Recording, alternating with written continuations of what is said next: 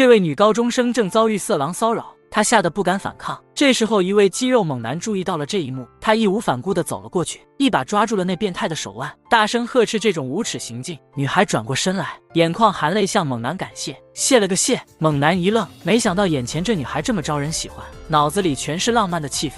猛男接着把变态交给了地铁安保，可这色狼死活不承认自己的行为。女孩拿出勇气指证他的罪行，却被那变态反讽，说什么穿这么短裙子自找的。猛男一听立刻火大，直接回了变态一拳。说实话，打得挺解气，可警察脸色不太好看了，仿佛在说你把我当空气啊。结果猛男只好在家反省，自嘲在警察面前还能做英雄。正说笑间，那位被救的女孩来访了，她名叫大河飘子，是专程来谢谢猛男的，可爱的模样，猛男怎么能不动心？大川一看这势头，打算给他们留点私人空间，林子却着急的想留下大川。猛男察觉到这一幕，顿时恍然大悟，觉得自己喜欢的女孩最后都得向大川告白。没想到啊，升高中也没改变这命运，还是躲不开这诅咒。但林子因为被救，带来了自己亲手做的蛋糕表示感谢。猛男吃了一惊，这蛋糕竟然这么好吃，味道真不错。猛男最后送走了他们，回自己房间没多久，桌子下面突然响起铃声，是林子的手机忘在这里了。于是他们就约好明天见个面。他心里默默觉得林子肯定是心有所属，喜欢的人是大川，所以第二天他也拉上大川一起。这次林子带来的是马卡龙，可马卡龙的味道就没那么惊艳了。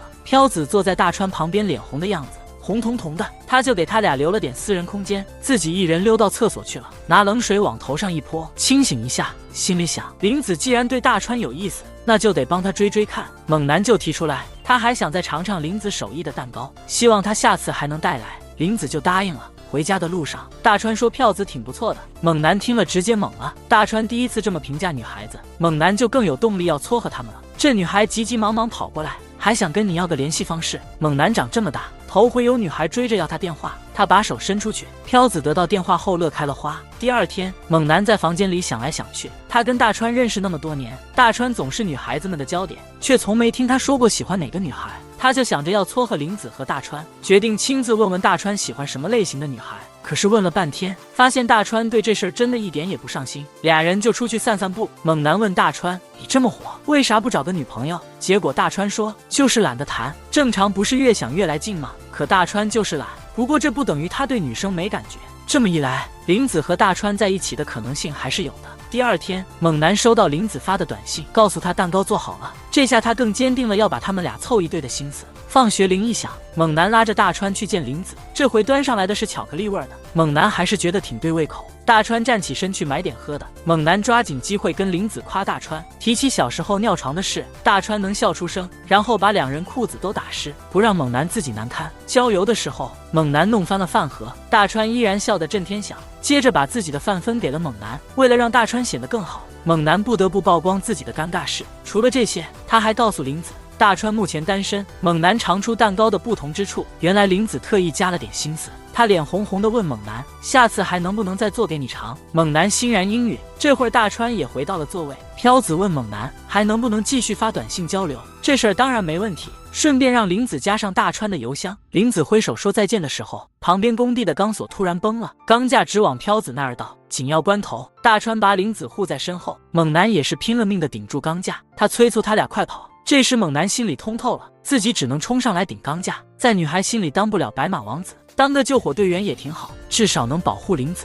猛男撑得快不行了，大川突然出现在他背后，分担了点重量。大川背后是努力用力的林子，脸红红的。猛男看见这一幕，顿时力量大增，一把就把钢架举起，扔到旁边空地上。三人总算是脱险了，但猛男的脸上挂彩了。林子一看这情况，从包里翻出创可贴，亲手给猛男粘上。要是你周围的猛男脸上忽然多了个粉创可贴，那肯定是姑娘贴的，要不他咋会撞上电线杆呢？不会对着围墙鞠躬致意，也不会掉进下水道里，走路都不带踏实的。直到大川念出了飘子，猛男的灵魂才回笼。晚上的时候，林子给猛男打了个电话，想和他单独见一面。猛男二话不说就答应了。第二天，林子特地打扮的花枝招展的，还特意带了法式点心。猛男还是老样子，觉得挺香的。林子还泡了茶，说大川是个超会照顾人的家伙，他也想变得那么细心。猛男点头如捣蒜，还说大川不光细心，单身着呢，是个靠谱的很的好哥们。但猛男怎么也没想到，林子突然就哭了起来。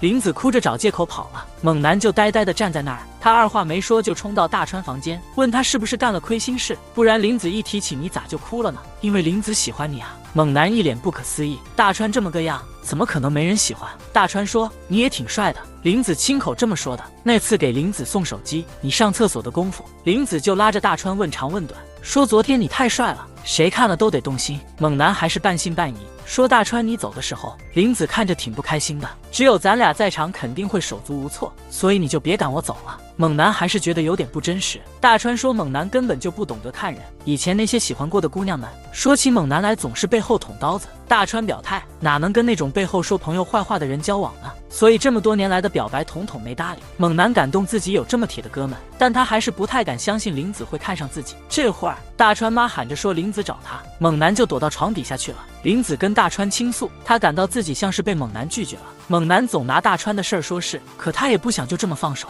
他害怕错过了之后再也遇不上像猛男这么好的人了。他已经深深的爱上猛男了，你听到了吗？猛男从床下爬出来，俩人就这么面对面站着，说出了心里的爱，把旁边单身狗大川给忘得一干二净。车上的姑娘们都爱大川的帅，男生们都羡慕猛男的身板，他们都没想到这俩差这么多的人竟是好兄弟。俩人一起走回家，看到个妈妈带娃上楼梯累坏了，猛男上前二话不说把婴儿车往肩上一扛，大川在旁边跟妈妈解释他只是帮忙把孩子扛上去。这时猛男的女朋友林子在后面出现了，飘子还带了日式甜点。又是养猪的一天，俩人在公园约会。走之前，林子想跟猛男合个影，他要把照片设为手机壁纸。猛男乐呵呵地答应了。这时林子手机响了，她告诉朋友正在跟男朋友待着呢。林子都脱单了，他们好羡慕，于是他们也想搞个联谊会，找5个单身汉。猛男爽快答应了。猛男说大川得去，自家兄弟怎能不带上？林子这么棒，他朋友肯定也不错。大川却说好闺蜜不见得都那么优秀，或许是她优秀，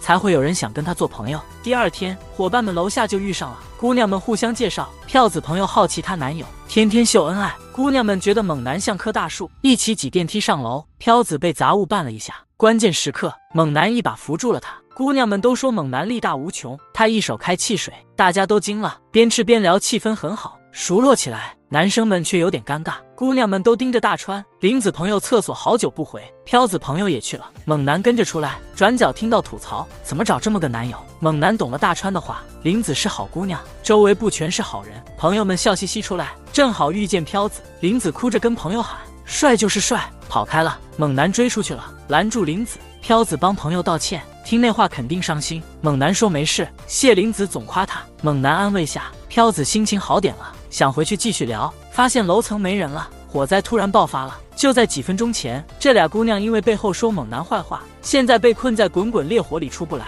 猛男一听这消息，赶紧拿水桶把衣服全浇湿，毫不犹豫地冲进了火海。很快在地上发现了一个晕过去的姑娘，把人安置好之后，又一头扎回火堆，满屋子都是呛人的烟，天花板的东西都摇摇欲坠，就快砸到那女孩头上了。猛男一下子扑了上去，把掉下来的木板全挡在了自己身上，看见女孩还能动，大声催她快跑。女孩刚跑不远，猛男身上就砸下一堆杂物，高温和重量几乎要压垮猛男。猛男感觉自己快顶不住了，脑海里浮现出飘子的笑脸，还有林子那甜美的笑容。就在这一瞬间，猛男的手机响了起来，是大川打来的电话。林子听说猛男危险了，他也想闯进火场救猛男。猛男听见电话那头林子的叫声，还有大川焦急的催促声，猛男突然力量大增，身上裹着火焰，破窗而出，向外飞跃。这一刻，他为了信仰而战，这才是真猛男的模样。他用尽全力跳出窗户，身后是一声巨响，靠树枝减缓下落。猛男安全着陆了，还不忘安抚大家。飘子泪流满面，抱着猛男哭得泣不成声。猛男发誓要让林子永远笑着。大伙儿都被猛男的行为感动，只有大川在一旁默默地帮忙扑火。林子的朋友真心向猛男道歉，猛男欣然原谅了他们。那一刻定格在了所有人心里。姑娘们似乎被猛男的帅气迷住了，心里还半信半疑。明明他并不是他们心目中的理想型，但猛男代表着正义。他在地铁上把霸座的不良青年赶走，放学时又救了个快淹死的孩子，这都是他的日常。唯独约会林子时显得有些尴尬，因为衣服湿透了吗？还好大川及时递了套运动衣，换上之后效果也不错，就是紧了点。不觉间天色已晚，他们还在公园里溜达。林子说这里只有我们俩。猛男似乎意识到了什么，立刻强调在林子成年前，自己是绝对不会碰她的。同时，大川的姐姐回来了，他们一家都是颜值与品质并存的单身贵族。他想请猛男到家里来玩，却听大川说猛男已经有女友了。姐姐趴在地上哭得梨花带雨，因为她暗恋猛男，她不甘心，怀疑猛男怎么可能有女朋友，她要亲眼看看是哪个妖精把猛男拐走了。第二天，姐姐根据大川的定位，偷偷跟着他们。猛男的女友竟然是个超可爱的女孩，姐姐简直不敢相信自己的眼睛，决定加入他们，见见这个小姑娘。猛男不停赞扬女友的纯真，女友却有点心事重重的样子。作为女性的大川姐姐很快就捕捉到了林子的微妙表情，她肯定在隐瞒什么。夜幕降临，猛男把林子送回家，林子却一路上都沉默寡言，看起来像是有话想说。猛男虽然反应迟钝，但还是感觉到林子似乎有心事，就像个怪人一样。在书店里认真翻看那些女孩子才会看的爱情小说。大川姐姐恰好路过书店，奇怪的一幕出现了，走上前问猛男在忙啥。猛男说自己觉得林子有事瞒他，林子就是不肯说，自己啥也摸不着头脑，所以打算研究下恋爱小说，解开女人心这个世界级难题。大川姐姐表示，如果她不愿意告诉你，可能是有点麻烦的事吧。猛男却觉得这都不重要，重点是林子在烦恼。大川姐姐听后决定去问问林子。第二天，姐姐带着大川找到林子，直接说出猛男已经感觉到林子有瞒着的事，这让他很苦恼。在姐姐的劝导下，林子终于开口了。林子说，猛男皮肤好到不行，眉毛鬓角都挺帅，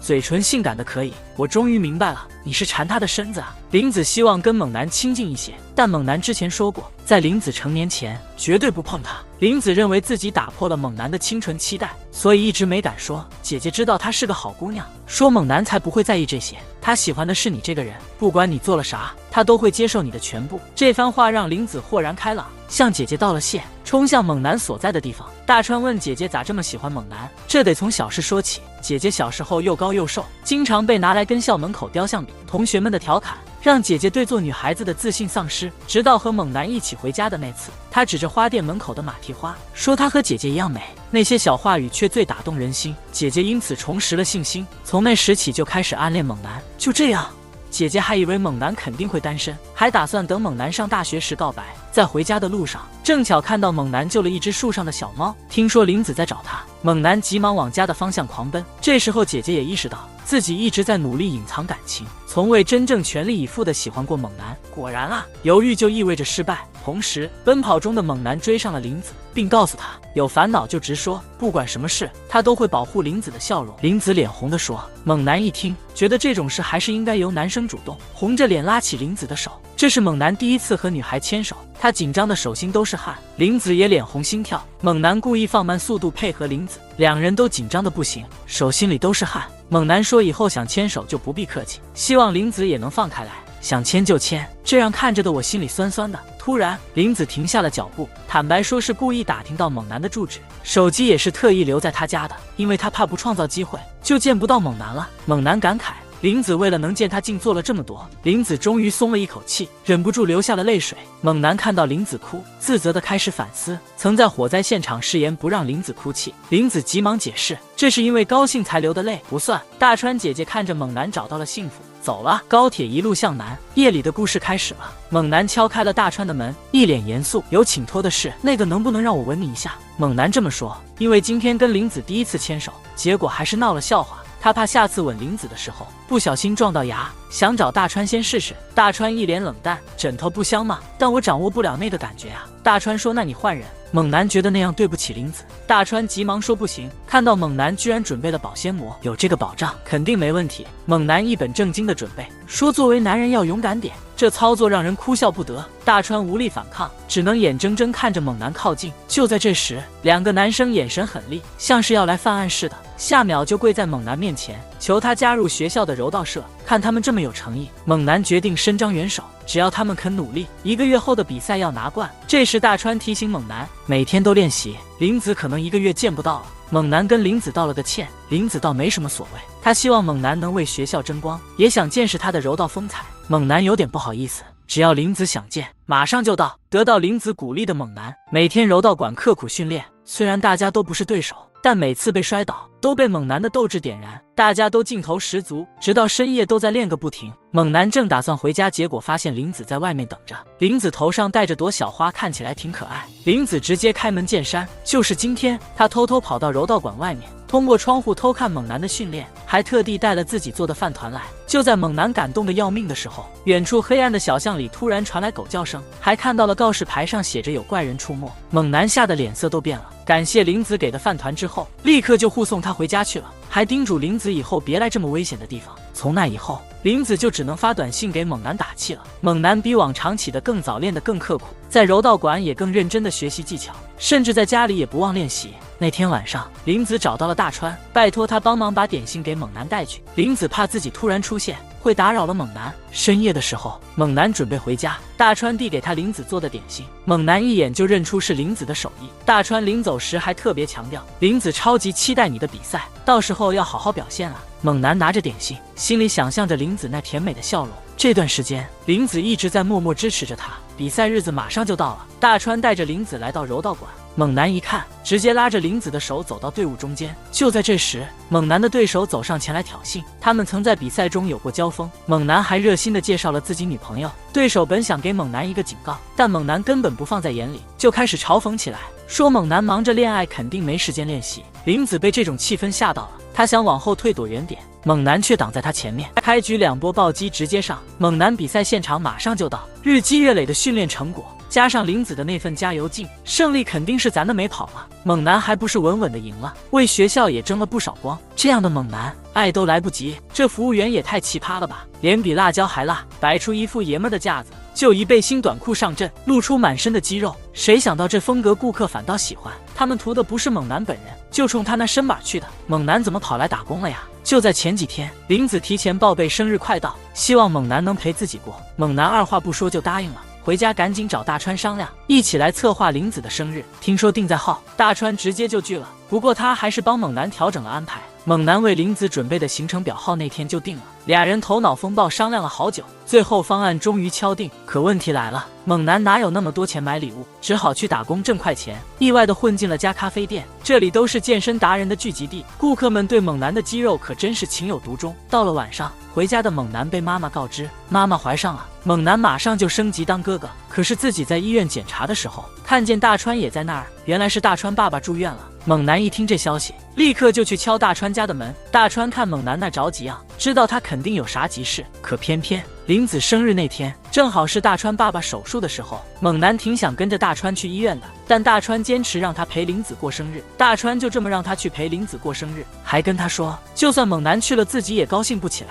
猛男心里虽然挂念，只能无奈放弃。转眼就到了号，猛男用他那男人的方式给大川加油打气，然后俩人就朝着不同的方向走了。今儿是玲子的生日，她打扮得特别可爱，俩人照着大川安排的行程表，先是去保龄球馆玩了一圈，后来到了预定好的餐馆，服务员还特意给玲子唱了首生日歌。玲子许愿以后的生日都能和猛男一起。吃完蛋糕，俩人手拉手在公园里溜达。玲子知道行程表是大川改的，忍不住夸大川真细心，还好奇大川现在在干嘛。猛男一听这话，就放开了玲子的手，把行程表和门票递给玲子，主动告诉她大川父亲要做手术的事，向玲子说了声对不起，说自己得去陪大川。玲子一点儿也没责怪猛男，反问他为啥不早说，保证自己会按计划去玩，让猛男快去大川身边。这么体贴的女朋友真不多见。猛男把礼物交到玲子手上，然后就往医院的方向冲。大川估计着猛男会来，俩人就坐在手术室外头。大川说自己老爸心脏不大好，父亲一直担心病会遗传给孩子，听说俩孩子都健健康康的时候，开心的直乐。但这回情况看着挺严重，老爸晕倒那天，妈跟姐姐都出去玩了不在家，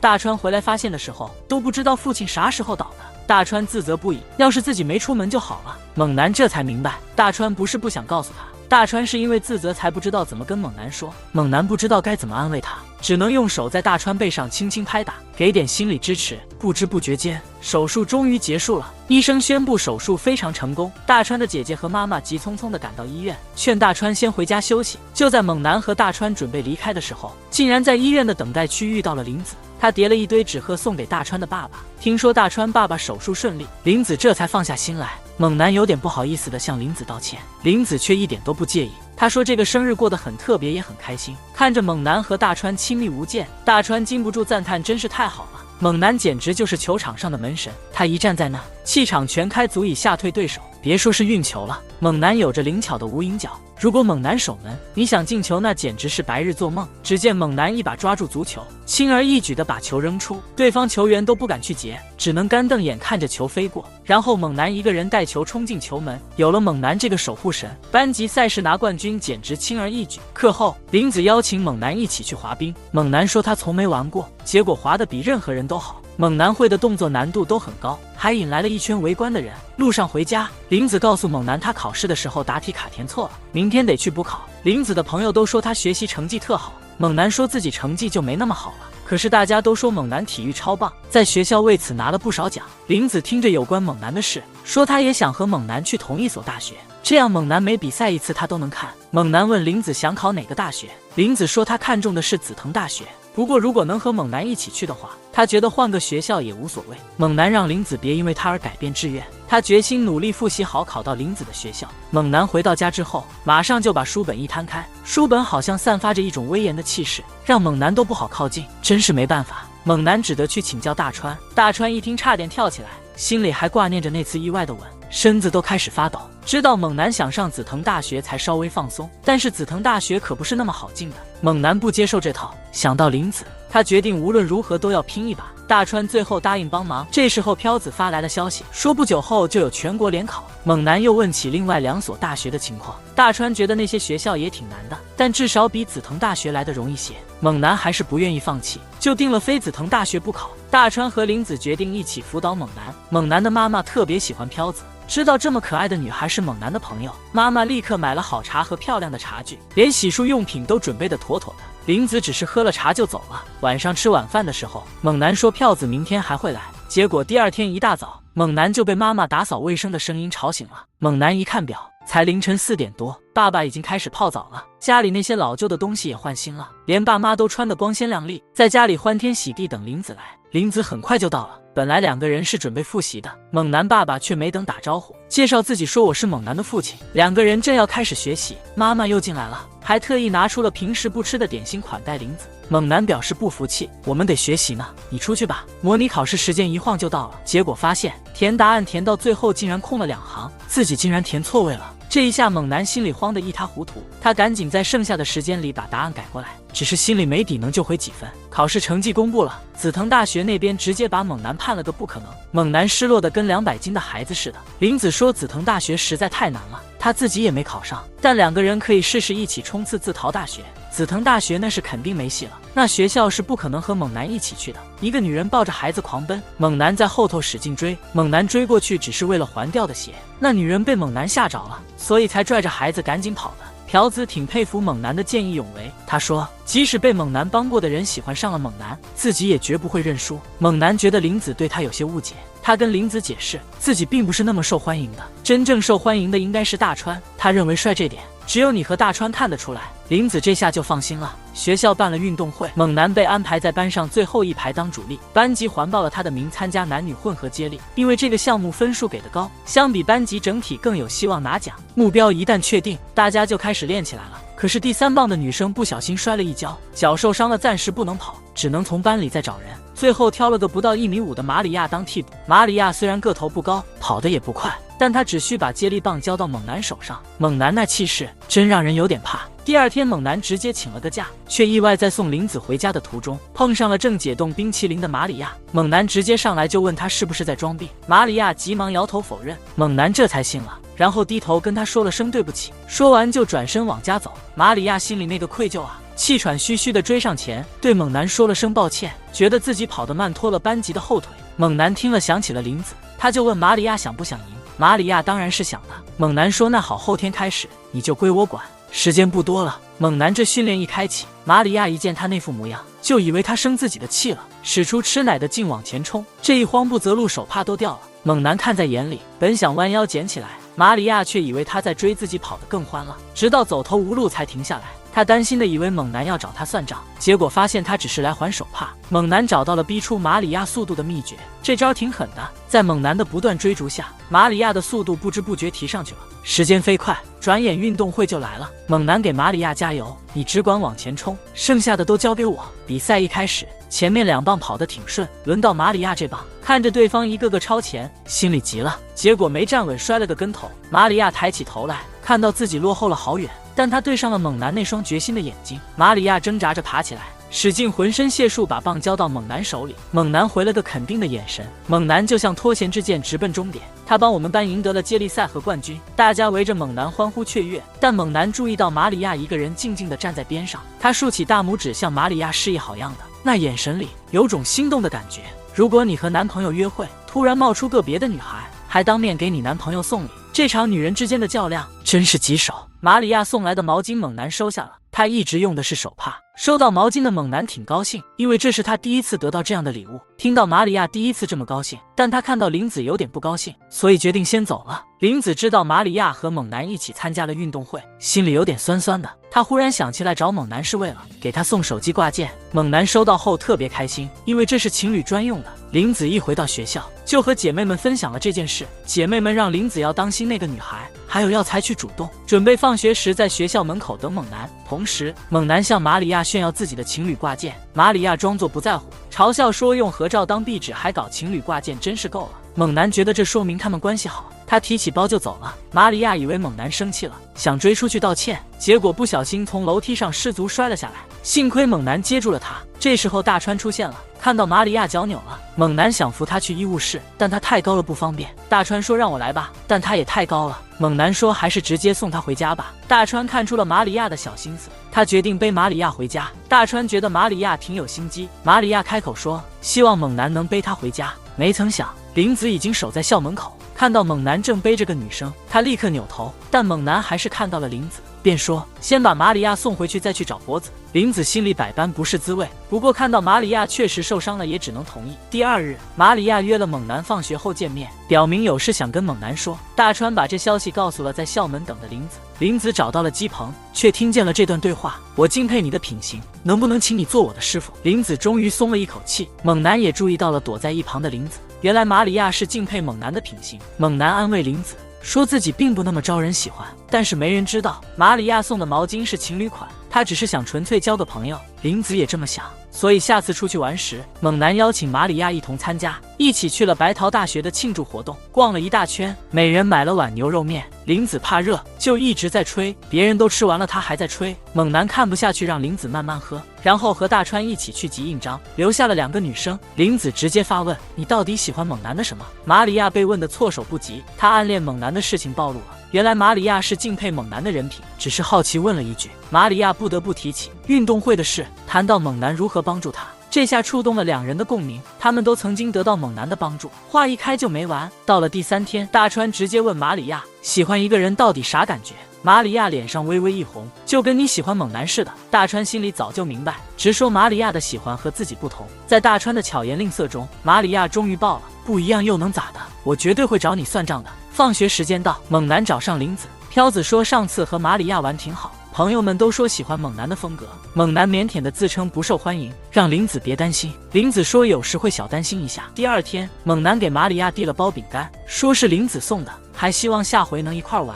猛男离开后，大川走到马里亚旁边，大川说你心里肯定难受吧，要是不说出来，那2人永远不会知道，你只好一直难过。大川的话让马里亚有点无奈，他拿着手里的饼干和毛巾，好像决定了什么。放学时分，猛男在等大川，这时马里亚走过来了。猛男原以为他只是喜欢自己的为人，却没料到马里亚是想谈恋爱的那种喜欢。猛男一时间愣住了，脑海里浮现飘子笑的样子，他立马站了起来，向马里亚说了声对不起，因为我心里有玲子。马里亚离开之后，猛男沉思片刻，找到了玲子的学校，看到女朋友灿烂的笑容，猛男明白了自己对玲子的感情不只是喜欢而已，是真爱。猛男直接跟马里亚表明了心意，然后转头对玲子说，拒绝他不是因为我有女朋友，而是因为我心里只有你，我眼中只看得见你。猛男安慰玲子不用担心，我会永远守在你身边。他们手牵手走了。单身狗们一脸蒙圈，要是有个男生约你看电影，路上还牵了你的手，这算不算喜欢你呢？朴子觉得这肯定就是喜欢，不然为啥要请他看电影？同时，爆炸头跟猛男说，想向玲子的朋友菜菜子告白，希望猛男能助他一臂之力。猛男和玲子商量后，决定趁圣诞节把伙伴们召集起来，帮他俩创造些机会。圣诞节那天的聚会地点有个超大的圣诞树，老板提到树上有颗特别的星星，说只要拿到那颗星星告白，成功率就100%。其实爆炸头跟菜菜子网上聊得很来电，网络上他是个暖心男，现实中就显得有点靠不住。菜菜子特地露腿出席，爆炸头却当众取笑他，这让菜菜子挺郁闷的。大家都在屋里开心的吃喝，爆炸头找机会跟菜菜子聊天，可话题总是聊不开，连旁边的猛男都在纳闷，他这是什么套路？玲子建议去树那儿，大伙儿在圣诞树下合影的时候，爆炸头悄咪咪的靠近菜菜子，牵起了他的手。菜菜子以为他终于要表白了，听见大家要回屋的声音，他又悄悄松开了手，跟其他人一样装作若无其事。菜菜子追问他到底把他当什么，他说咱俩差不多是朋友。大家回到屋里，爆炸头还叫菜菜子一起唱情歌。菜菜子觉得他是不是在逗他玩，想越多越觉得不爽，一气之下站起身就走人了，扬长而去。看这就是典型的怎么不该做。玲子心里有点发慌，也跟着出去了。谁知道门口不巧遇上了一帮不良少年，玲子和菜菜子都有点不知所措。爆炸头赶到现场，看到这一幕，却没废话，直接掉头就跑，大声嚷嚷着喊猛男来帮忙。一看猛男来了，混混们赶紧溜了。菜菜子心里挺不是滋味儿，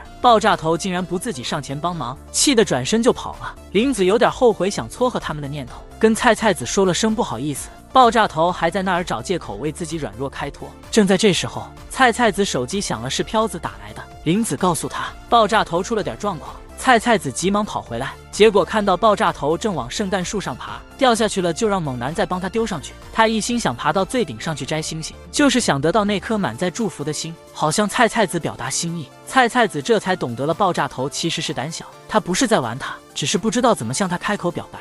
最后，爆炸头终于摘到了星星，他鼓足了勇气站到菜菜子面前，捧着星星勇敢地表白了。他们俩也就顺理成章地在一起了。第二天，爆炸头在班里就开始吹嘘，他们交往的第一天，爆炸头和菜菜子的进展可谓是神速。猛男看了都傻眼，觉得这速度也太快了吧。他跟玲子交往了半年，才刚刚开始牵手。爆炸头就问，那你觉得什么时候合适呢？高3那个秋天。猛男觉得这种重要的时刻应该给女孩子留个美好的记忆，可自从听说爆炸头进展这么快，猛男也忍不住总想去亲玲子的唇。寒假终于来了，大川姐姐也放假回家了。这时候门外传来敲门声，他找大川有事商量，大川姐姐正好能给出建议。玲子说，猛男的生日快到了，如果他主动吻她，不知道猛男会有什么反应。这问题难倒了2个单身狗。大川觉得猛男高3之前都不想吻，玲子脑海里浮现出一幅画面，他还是愿意等到高3。大川说，想更进一步就得你主动，该怎么办呢？玲子问大川有没有吻过，然后就是今天。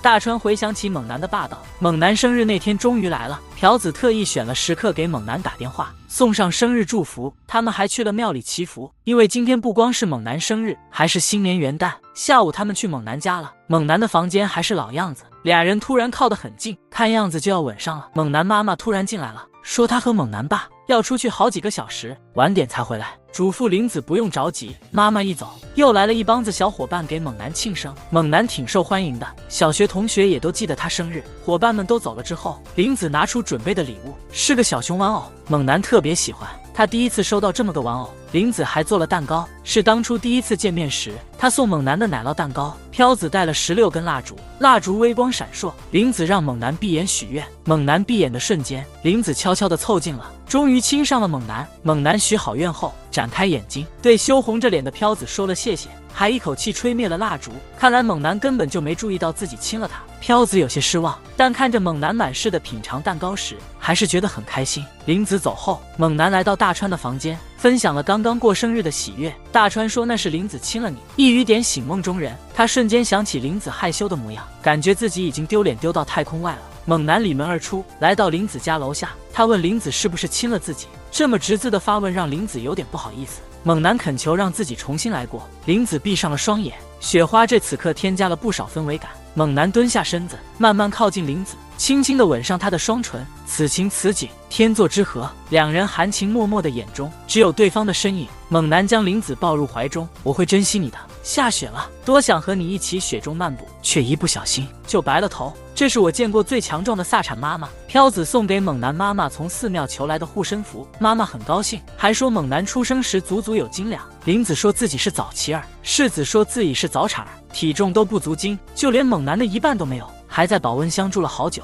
林子还给猛男发来自己100天的纪念照，简直不要太可爱。而猛男100天的照点依旧很生猛。隔天猛男放学回家，妈妈又蹲在地上做家务，猛男一声惊叹，妈妈却说这样才好生。虽然是这么回事，可这动作也忒麻利了。突然妈妈觉得有点疼，猛男一下子紧张起来，心里挺替妈妈捏一把汗，想想孩子将来一定挺结实。第二天天一亮，妈妈就准备出门锻炼，猛男和爸爸也打算跟着去，但妈妈嫌他俩拖后腿，就自己先出发了。这时候爸爸开始跟猛男讲他和妈妈的往事，他们是一起进的公司，妈妈表现得不像新手，工作勤快，还得到老板赏识，大伙儿都觉得妈妈靠谱。就在那年公司年会上，大家玩传茶壶游戏，传到一个女同事手里时，她差点接不住，妈妈反应快把她推开了，烫的茶水全泼在妈妈手上，手臂立刻红了一大片。妈妈第一时间是捂着伤口，还挺关心那女同事的，然后赶紧跑去卫生间冲冷水。猛男爸看着心里有点慌，跟着想帮忙找服务员要冰，看着那么乖巧的女孩，心头一热就想守护她。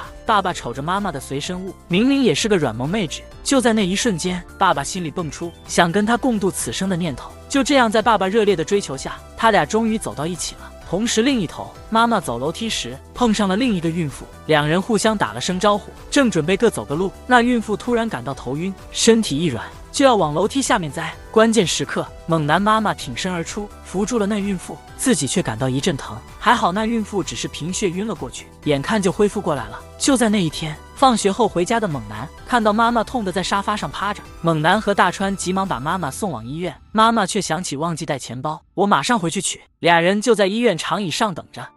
他开始有点手足无措，不知道该怎么应对接下来的事，不知道该怎么面对未来可能的喜事。妈妈走了出来，妈妈说她没啥大碍，只是要立刻住院。猛男慌里慌张地回家取东西，又匆匆忙忙回到医院，确认妈妈安然无恙后才回家。看着那空空的屋子，猛男告诉自己一定要坚强起来。这时林子和大川来到了猛男家，帮他一起做家务，和他一起吃饭。猛男的心情渐渐变得好些。到了晚上，爸爸回来了，他让猛男不用担心，妈妈是因为救人才受了惊吓，一切都会好起来的。第二天，学校的下课铃声一响，猛男马上从教室冲出去，用100米冲刺的速度跑向医院，林子和大川紧跟着他。这时候妈妈快生了，他让猛男快叫护士推轮椅来，旁边的孕妇也痛得厉害，也需要轮椅。妈妈把轮椅让给了那位初次生产的孕妈。这时候猛男直接抱起妈妈，跟着护士一起去产房。哥哥弟朋友们，他们3个在门口急切等待。不一会儿，护士告诉大家是个女宝宝，体重8斤4两，非常健康。这个刚出生就有8斤4两的小家伙。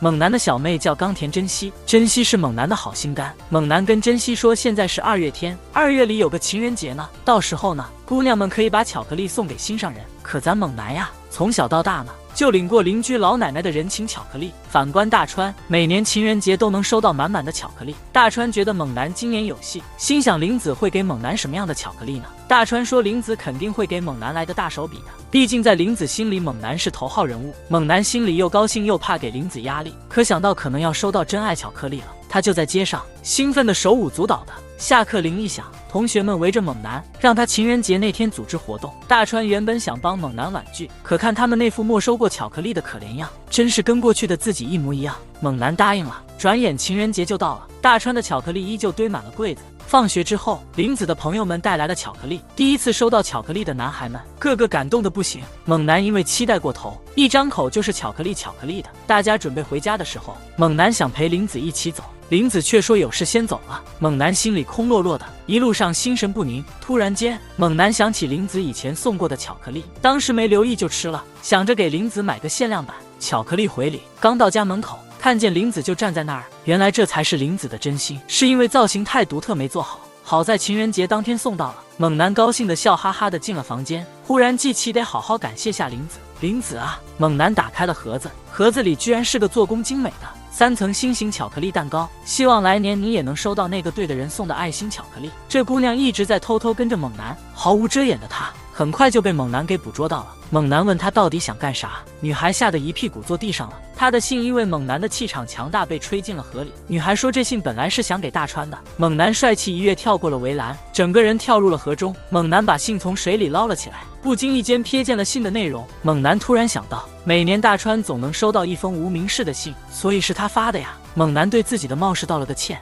让女孩有啥困难尽管找他帮忙。女孩想跟猛男多聊聊关于大川的事，然后他说他叫幽继华，他跟猛男从小就是同学，只不过他比较害羞，不爱跟男生交流，所以猛男才不记得他。幽继华从小就喜欢上大川了，其他男生玩的一身泥，唯独大川不一样。大川总是那么安静的读着书，大川打躲避球也特别厉害，总是能坚持到最后。有一次玩躲避球，大川为了保护幽继华不被球击中，挺身把球挡了下来。这一幕让幽继华对大川动了心。然而这份暗恋，幽继华默默守候了10年。猛男不由得问：我一直都在注意他。猛男表示：你既然这么喜欢大川，总得跟他说句话吧。可幽继华就是不好意思开口，更别提在喜欢的人面前讲话了。幽继华每个情人节都想向大川表白，却从没在信里写下自己的名字。他真的很羡慕猛男和玲子那样甜蜜的爱情，信里就是不敢留下自己的名。他超羡慕猛男和玲子的恩爱，可自己始终迈不出那一步。这时候大川出现在猛男面前，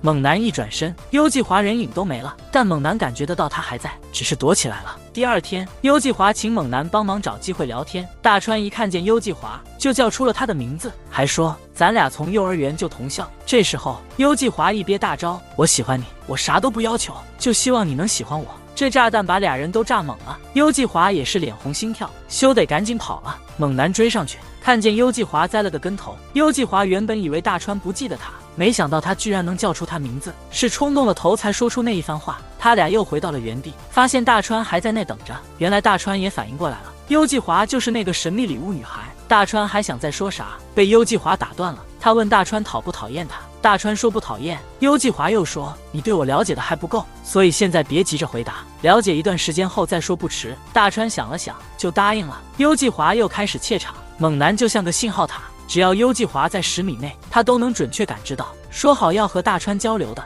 猛男都忍不住了，施展隐身术，直接把幽继华推到了人前，让大川送幽继华回家。幽继华总是不自觉地避开大川，猛男眼睁睁看着心急如焚，但又不知道该怎么帮忙。这时候玲子站出来了，玲子了解了前因后果。玲子给出他的建议，如果不敢主动去聊天，那就约出来一起玩。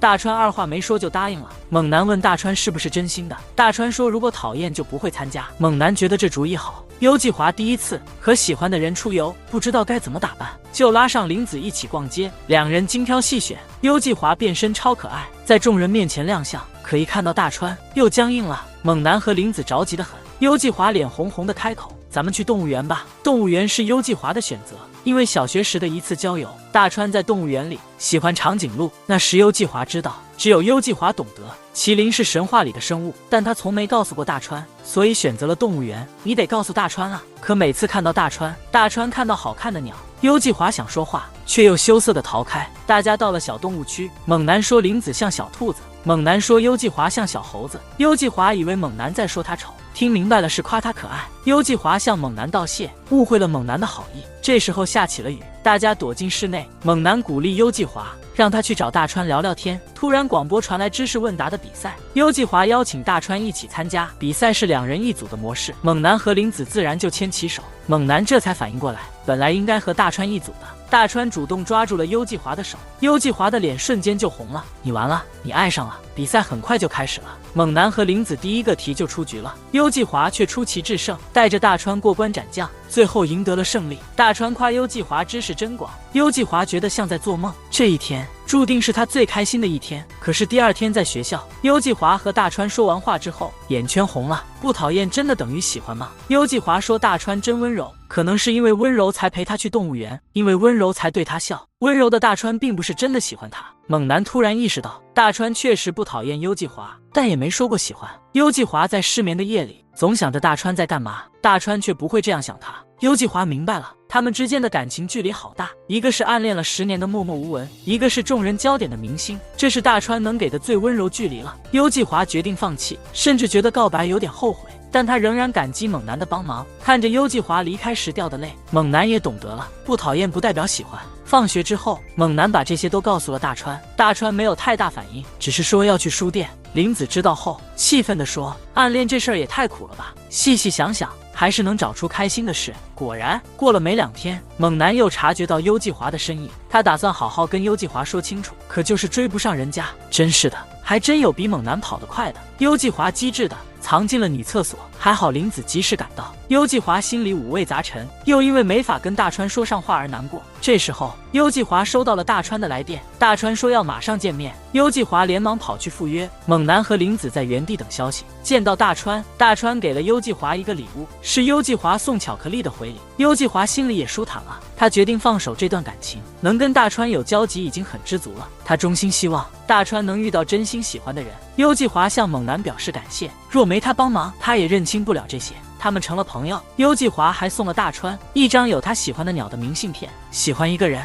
或许会让人自卑流泪，不过喜欢本身也是件幸事，对吧？希望看这视频的你，爱情最终开花结果。猛男现在有情敌了。林子在蛋糕店打工，教他的是个帅气糕点师，名叫伊之濑，他的手艺超赞，林子常常看得目不转睛。伊之濑发现了林子对他的仰慕，有点自恋的技能啊，这可不是谁都能拿出手的。从这之后，之濑老爱盯着林子，下班时还得装一番专家样教林子这教林子那的，说林子迎客的声音不够好听，包蛋糕的速度也慢吞吞的。下了班，林子被批了几句，心里有点小难受。猛男看在眼里，心里挺急的。不过林子很快就调整了状态，又笑眯眯的说下次一定比这次做得更棒。猛男轻拍林子肩膀给他打气。第二天呢，同事跟林子说别太放在心上，一之濑那人就那样，有点爱出风头，喜欢钻牛角尖的，总之别当回事。下班时候，林子桌上多了3块精美的蛋糕。这时候伊之濑过来了，林子兴奋地问是新品吧，看着真好看，犹如梦境般熠熠生辉。伊之濑就递了个勺子给林子，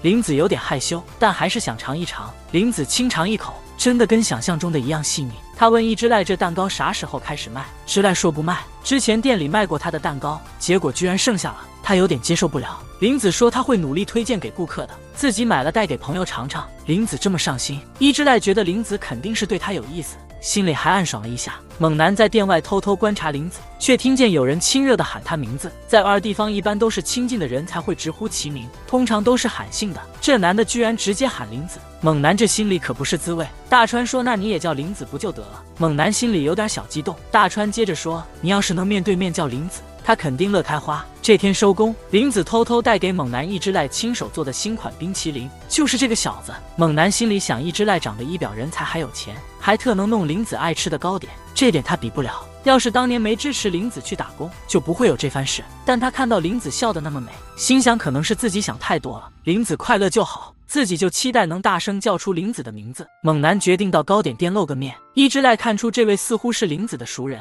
林子笑得特别灿烂。大川察觉到伊之濑那专注的眼神，从后厨的玻璃窗把视线从自己身上移开，直勾勾看着林子。这家伙显然对林子有点意思。猛男才走没2步，伊之濑就追问林子那俩谁啊？林子笑嘻嘻地说个子高的是我男朋友。伊之濑听了连忙跑出去。伊之濑直截了当，你打算做糕点师吗？不打算。你能做蛋糕吗？不能。还是说我和林子更适合些？伊之濑还在那说，他才懂得和林子聊什么，跟他有共同的爱好才是最配的人，才是命中注定的人。你只是在林子困难时帮了忙，既然你不想离开林子，那就让林子跟你说拜拜吧。猛男竟然觉得他说的有道理，自己确实不懂林子的蛋糕世界，或许真有人更适合他。大川回家路上，他自己也有点沮丧，没想到猛男会这么没自信。细想起来，猛男在自己事上总是先想着别人，愿意为别人的幸福让步，这正是猛男的长处，这点就是猛男的好，这也是他的短板。他们几个都挺替猛男捏一把汗的。同一时间，猛男正跟妹妹闹着玩，外头却突然下起了倾盆大雨。猛男马上就想到林子肯定没带伞，二话不说就冲出门，冲着瓢泼大雨给林子送伞去了。林子和同事被雨困在店里，碰见了伊之濑，他主动提出送他们回家。正当两人要上车的时候，同事手机响了，他姐姐过来接他了。车里就剩林子一个人，男女对坐。伊之濑趁势提了提自己要去参加个比赛，请林子帮个忙。林子想着伊之濑帮忙送他回家，就决定帮他这个忙。此时此刻，猛男在雨中狂奔，却瞧见路过的车里伊之濑和林子2个人的笑脸。猛男呆立当场，让冰冷的雨水肆意拍打脸庞。猛男失魂落魄回到家中，洗了个澡。林子打来电话，猛男说他一定是看花眼了。林子说肯定是太想猛男了，所以幻觉了，然后约猛男周六出去玩。猛男脸上顿时乐开了花，高兴没多久，易之濑又来请林子帮忙出主意策划比赛，说这对他的职业非常重要。林子觉得不好拒绝，只好给猛男打电话说实情，取消周六的约会。猛男让林子别犯愁，他自己找朋友玩就是了。看着别人甜甜蜜蜜的，猛男却有点惆怅，向大家发问自己和林子是不是有点不对路，明明有更配他的人在，自己是不是在耽误林子。朋友们坚定地告诉猛男，你俩挺般配的。林子也不蠢，他肯定是想清楚了才选了猛男，就算这样，你就不能有所行动吗？猛男觉得林子有他的考虑，即使未来难以预料，至少现在他能在他身边笑。然后猛男找到了易之濑，并且坚定地告诉他，我才不会把林子让给你。两个男人的火花就这么迸发了。易之濑表示，那就看看谁能在这场爱的战斗中胜出。晚上，猛男躲在蛋糕店门口暗中守护林子。易之濑很快就发现了猛男，并说自己不会胡来，还说要按计划赢得比赛，然后才向林子表白。猛男信任易之濑的人品，也祝他比赛好运。第二天一早，林子找到了猛男，告诉他今天易之濑有比赛，但他说比赛后有事要告诉他。林子以为是要正式录用他，猛男叫林子别想太多，帮易之濑赢就行。林子刚转身想走，猛男突然从后面抱住了他。猛男放开林子，希望他们能赢得比赛。到了比赛现场，易之濑发现自己只顾着食材，竟忘了带工具，这时候回去拿已经来不及了。猛男得知这事，立马往蛋糕店冲，拿了比赛用的工具，用腿力跑得比车还快，成功把工具递给了易之濑。易之濑虽然有点自大，但能力确实厉害，顺利赢得了金奖。但紧接着，他当着猛男的面向林子告白了。猛男心里有点七上八下的，即便林子选了易之濑，他还是会衷心祝福他，但他心里还是希望林子能向他走来，我就不会再对别人动心了。林子毫不犹豫地选了猛男，也清楚地拒绝了易之濑的情谊。他们一起在河边走着，林子好奇他啥时候察觉的，猛男说早就感觉到了。林子有点自责，觉得这段时间没顾到猛男的心思，他觉得自己应该早点意识到，这样猛男也不会觉得没安全感。猛男把林子拉进怀里，多谢你对我动了心。